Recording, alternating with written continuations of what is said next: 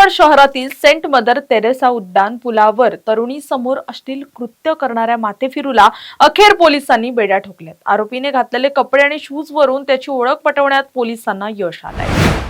पीडित तरुणी ही कंपनीच्या बसची वाट पाहत BRT बस स्टॉपवर थांबली होती। त्याचवेळी अचानक आलेल्या नराधमानं तिच्याकडे पाहून अश्लील कृत्य करायला सुरुवात केली। त्यावर या तरुणीने त्याला घाबरवण्यासाठी व्हिडिओ काढायला सुरुवात केली, मात्र त्यानंतर घाबरलेल्या नराधमाने घटनास्थळावरून पळ काढला। हा व्हिडिओ सोशल मीडियामध्ये व्हायरल होतोय। पोलिसांवर आणि महिला सुरक्षेवर अनेक प्रश्न उपस्थित करण्यात आलेत, त्यामुळेच पोलिसांनी तातडीने गुन्हा दाखल करून आरोपीचा शोध सुरू केलाय। त्याच नावाचं किंवा कोणतीही पार्श्वभूमी माहित नसताना पोलिसांनी केवळ त्याचे कपडे आणि शूज वरून त्याचा माग काढला। त्याला शोधण्यासाठी 60-70 CCTV कॅमेरे तपासण्यात आले, त्यावरून तो भाल्लेकर वाडी येथे असल्याचा समजताच पोलिसांनी त्याला बेड्या ठोकल्यात। झाकीर शेख असं 43 वर्षीय आरोपीचं नाव असून तो एका मॉलमध्ये बाउन्सरचं काम करतो। याविषयीची अधिक माहिती स्थानिक पोलिसांनी दिली आहे। दिनांक 21 तारखेला 24 वर्षीय तरुणी ही तिच्या जॉबवर जाण्यासाठी मदर तेरेसा ब्रिज वरती BRT बस स्टॉप येथे थांबली होती। तर त्यावेळेस एक अनोळखी आरोपी त्या ठिकाणी आला आणि त्याने अश्लील हावभाव व अंगविक्षेप करून सदर महिलेचा विनयभंग केला आणि त्याच्यानंतर तो पळून गेला त्या ठिकाणाहून।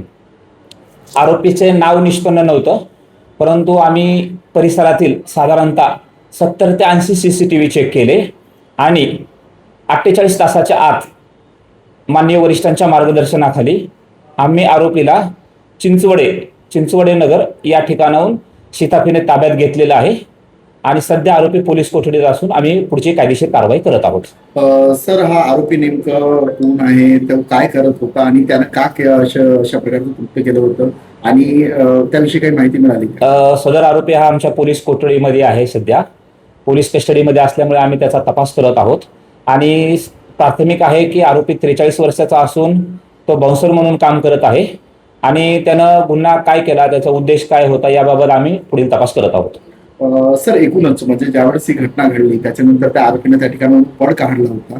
नेमकं आरोपीला शोधण्यासाठी कशा प्रकारचं म्हणजे तांत्रिक तपास करण्यात आलेला आहे, कारण की कुठला काही क्ल्यू वगैरे काही मिळालं होतं का? अगदी बरोबर आहे, याच्यामध्ये कोणताही क्लू नव्हता आमच्याकडे आणि आरोपीने गुन्हा करून पळ काढल्यानंतर रस्त्यामध्ये त्याचे कपडे देखील चेंज केले होते, परंतु आरोपीचा शूजचा कलर आणि आरोपीने आतमध्ये घातलेल्या टी-शर्टचा थोडा भाग आम्हाला थोडा फोटोमध्ये निष्पन्न झाला होता। या 2 क्लूच्या आधारे आम्ही आरोपीचा शोध घेतला। त्यासाठी आम्हाला साधारणतः 70 ते 80 CCTV फुटेज चेक करावे लागले, परंतु पोलिसांना आरोपीला ताब्यात घेण्यात यश आलेलं आहे। माननीय वरिष्ठांच्या मार्गदर्शनाखाली आमचा गुन्हा उघडकीस आलेला आहे। आम्ही पुढील कायदेशीर प्रक्रिया करत आहोत। सर, एकूणच हा जो आरोपी आहे त्याच्या विरोधात इतरही काही पूर्वीचे गुन्हे वगैरे काही दाखल आहेत का आणि शहरातील महिलांना काय आवाहन करायला? प्राथमिक तपासामध्ये आरोपीवरती सध्या तरी कुठले गुन्हे दाखल नाही आहेत। आरोपीचा पूर्व इतिहास आम्ही पडताळत आहोत आणि शहरातील महिलांना आमचं आव्हान आहे की असा कोणताही प्रसंग असेल तर आपण तात्काळ पोलिसांशी संपर्क साधावा। पोलीस नेहमीच महिला सुरक्षेच्या अनुषंगाने सतर्क आहे, तत्पर आहे